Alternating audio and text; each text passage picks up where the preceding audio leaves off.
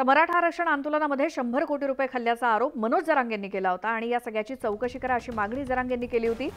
यावरती सर्वांची कशाला तर पहिली जरांगेंचीच चौकशी करा अशी मागणी लक्ष्मण हाकेंनी केली आहे। तर विधानसभेत 288 पाडायचे की 288 उमेदवार उभे करायचे ते समाजाला विचारून ठरवू असं जरांगे म्हणाले होते। त्यावरती सुद्धा ओबीसी राजकीय पाडापाडीचा विचार करू शकतात असा सूचक इशारा लक्ष्मण हाकेंनी दिला। आंदोलन गोरगरीब मराठ्यांचा प्रत्येक त्यांना मोठा व्हायसाठी नाही। माया कानावर 100 कोटीचा आकडा मी लय जबाबदारीने शब्द सांगतोय। मग वेळ आली ना मी फोन म्हणला त्या माणसाचं नाव सुद्धा घेत असतो। ह्यो माणूस फोनवर म्हणणार मग त्याची चौकशी करायची असली तर करा। तू म्हणलाय कसं त्याला जर याच्यात कोणी कमी नसेल मग त्यात मी बी असलो तरी सुटते। मी असलो तरी सुटते नाही, माझ्या शेजारचा असला तरी सुटते नाही।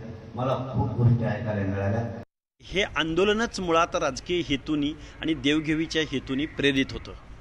जरांगे जर 100 कोटी रुपये कोणी घेतले कोणी असे जर आरोप करत असतील तर माझं म्हणणं असं आहे की जरांगेंची आणि जरांगेंच्या भोवतालच्या सगळ्या लोकांची चौकशी या शासनानं निपक्ष पद्धतीनं केली पाहिजे। कारण उलटा चोर कोतवाल को काटे या म्हणीप्रमाणे 100 कोटी वगैरे त्यांच्या तोंडी येते कुठून भाषा, त्यांचीच चौकशी एकदा करा।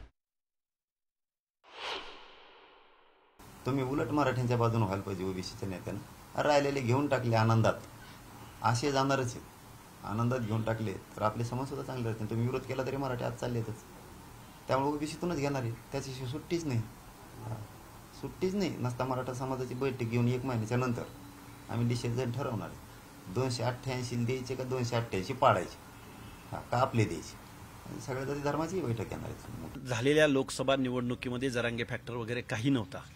एखाद बैलगाडी चालली आणि त्याच्या पाठीमागून कुत्रं जात असतं, त्या कुत्र्याला वाटतं की बैलगाडी माझ्यामुळे चालते, असं काही नाहीये। आणि हे हक्क आणि अधिकार जर इथलं शासन जर टिकवण्यात अपयशी ठरलं तर इथला ओबीसी सुद्धा राजकीय निर्णय घेण्यासाठी किंवा आपले प्रतिनिधित्व आम्हाला जे आमचं आरक्षण जे टिकवू शकतोय, आम्हाला जो सपोर्ट करतोय त्याचा विचार निश्चित करेल।